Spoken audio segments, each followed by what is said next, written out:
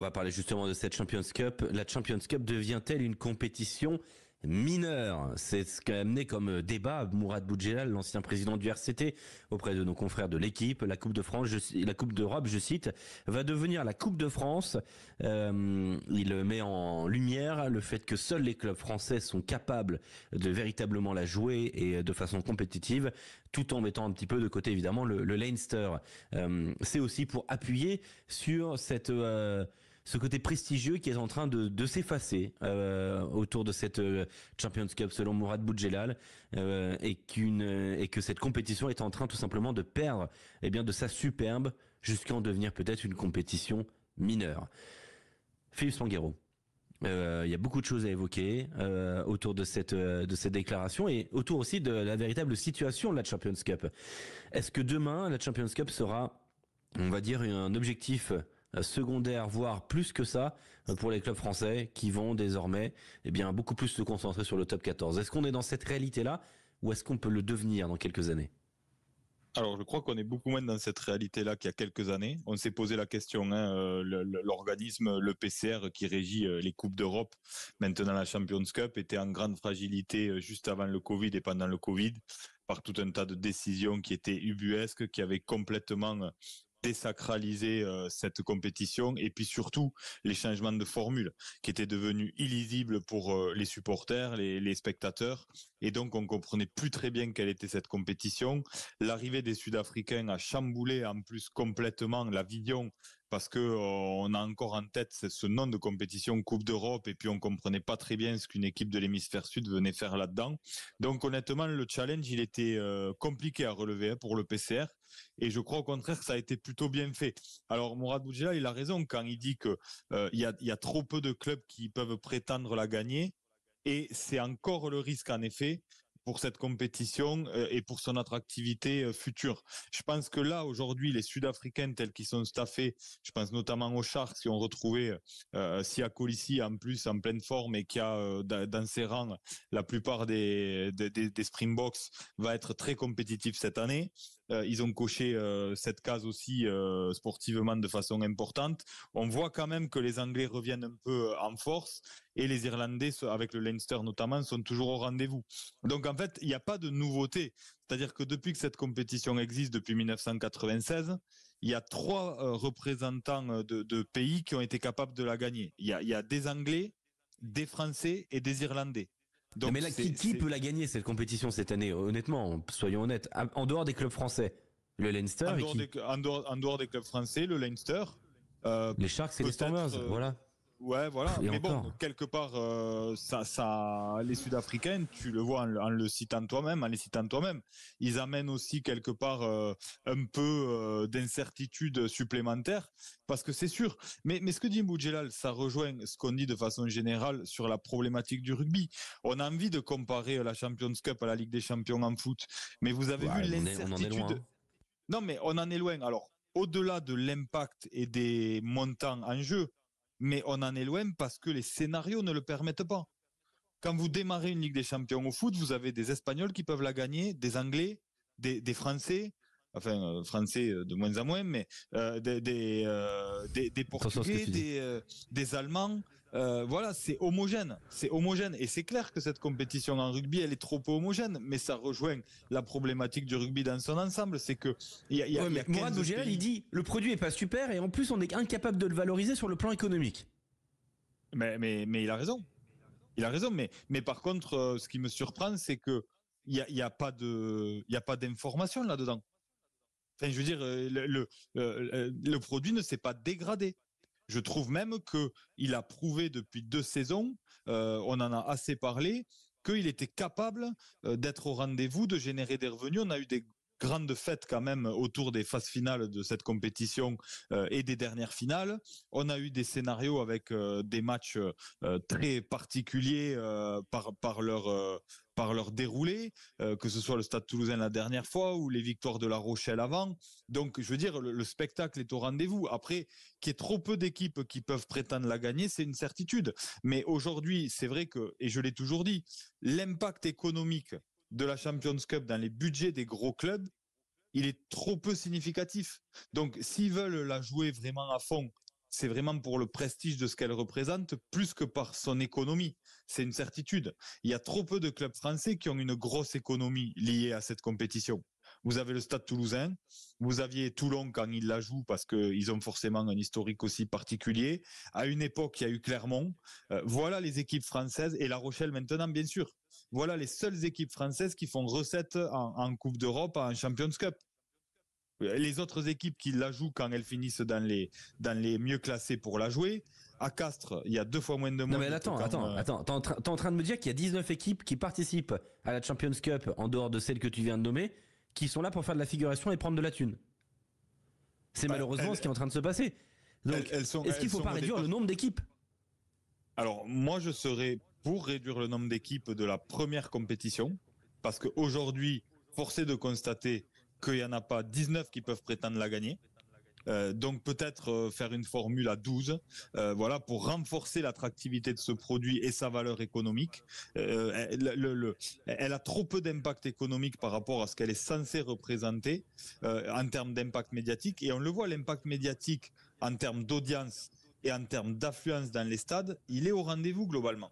Donc, il n'est pas assez monétisé, c'est une certitude, et c'est un des gros enjeux et des travaux principaux que doit mener le PCR. Mais ensuite, vous avez ces autres compétitions, et pour moi, le plus gros travail, il est à faire dans les compétitions inférieures. Mais c'est sûr que vous allez régler le problème en partie avec l'argent, avec les bonus.